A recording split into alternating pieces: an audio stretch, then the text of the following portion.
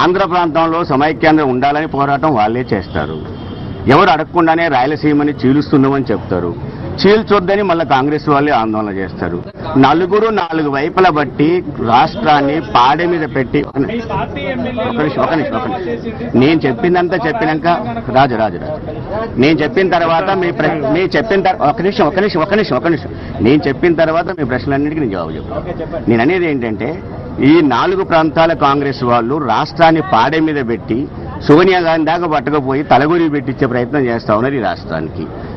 ఈ పరిస్థితులలో కేంద్రానికి పార్టీకి వాళ్ళ సిడబ్ల్యూసీకి కేంద్ర ప్రభుత్వానికి తేడా లేకుండా సిడబ్ల్యూసీ నిర్ణయం వాళ్ళ కేంద్రంలో జరగబోతుందని ఒక రకాన్ని తీసుకొచ్చే ప్రయత్నం చేస్తా ఉన్నారు. దీనికి స్పష్టంగా ఆ రోజు ఈ రోజు మేము చెప్పాము. ఏదైతే అధికారంలో ఉన్న పార్టీ కానీ అధికారంలో ఉన్న వాళ్ళు కానీ ఒక తండ్రి పాత్ర వహించి అందరికీ ఆమోదయోగ్యమైన నిర్ణయాన్ని తీసుకోవాలి. జగన్మోహన్ రెడ్డి గారు ఎక్కడ కూడా తెలంగాణకు వ్యతిరేకంగా ఆయన లేడు. ప్లీనరీలో కూడా స్పష్టంగా మేము తెలంగాణ వాదన వినిపించినప్పుడు కూడా ఆయన స్పష్టంగా ప్లీనరీలో చెప్పాడు. తెలంగాణ వాదులుగా పోరాటాన్ని గౌరవిస్తూ అమరవీరుల్ని గౌరవిస్తూ ఒక రకం సంతాపం తెలియజేసిన చరిత్ర కూడా ఒక పార్టీ అయితే సంతాపం తెలిపినందుకే చెప్పులతో కొట్టిన చరిత్ర కూడా మనం చూసాం ఒక పార్టీని.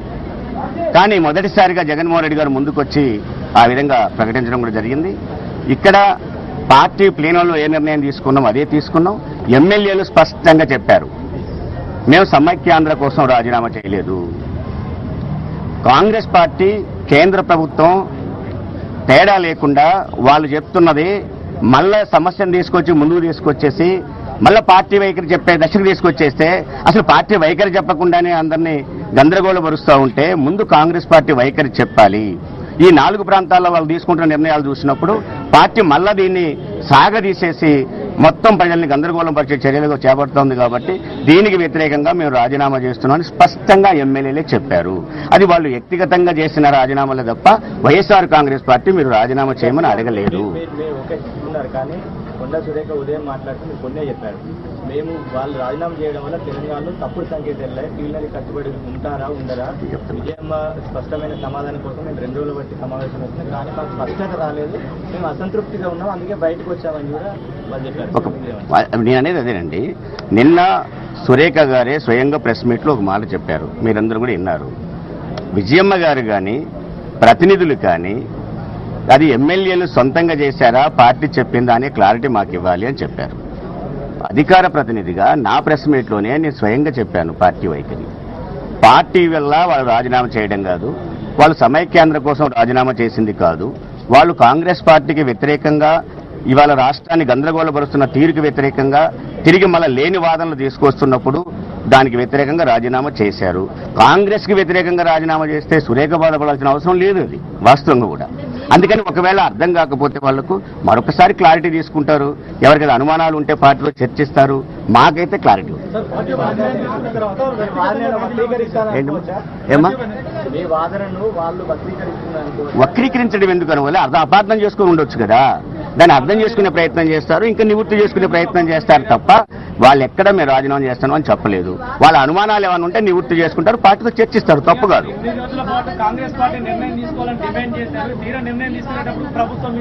మీరు ఒక్క విషయం, సిడబ్ల్యూసీ మీటింగ్ లో మేము నిర్ణయం చేస్తామని వాళ్ళు చెప్పిండ్రు.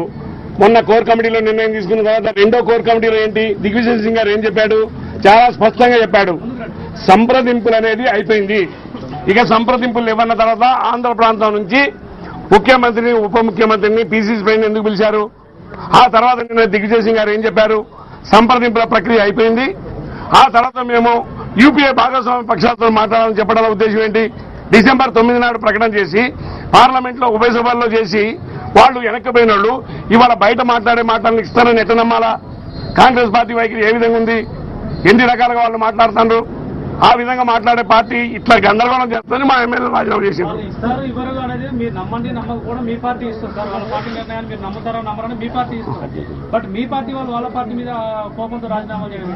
వాళ్ళ పార్టీ వైఖరికి వ్యతిరేకంగా రాజీనామా చెప్పింది తప్ప తెలంగాణకు వ్యతిరేకంగా కానీ సమైక్యాంధ్ర అనుకూలంగా కానీ వాళ్ళు రాజీనామా చేయలేదు.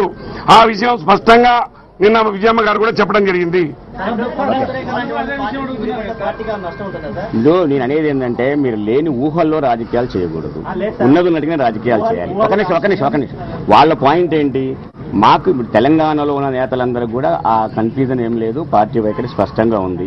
ఏమన్నా ఒకరిద్దరికి ఆ వైఖరిలో తేడా అనిపిస్తే, అనుమానాలు ఉంటే పార్టీతో మాట్లాడి నివృత్తి చేసుకుంటారు. అందులో సురేఖ కూడా పార్టీతో మాట్లాడి నివృత్తి చేసుకుంటారు, తప్పే ఉంది.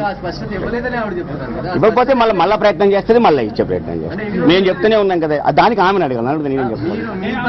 మేము మా సైన్యం ఒక నిమిషం మా సైన్ నుంచి చెప్తున్నంత వరకు 60 ఏళ్ల తర్వాత తెలంగాణపై ఒక నిర్ణయం వస్తుందన్నటువంటి ఆలోచన జరుగుతున్న నేపథ్యంలో అడ్డుకునేటువంటి పార్టీలో ఉండి మీరు పాపం మూట కట్టుకోలేమో అని కూడా చెప్పింది. ఇప్పుడు నేను ఒక నిమిషం అండి, ఆమె ఏం చెప్పిందో అనే విషయాన్ని కాదు, వాళ్ళకి అనుమానం ఉన్నప్పుడు 4 మాటలు మాట్లాడే ప్రయత్నం చేస్తారు.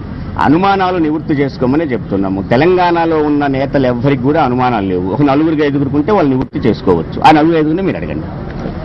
Thank you. మొత్తం మీద పార్టీ ఎమ్మెల్యేల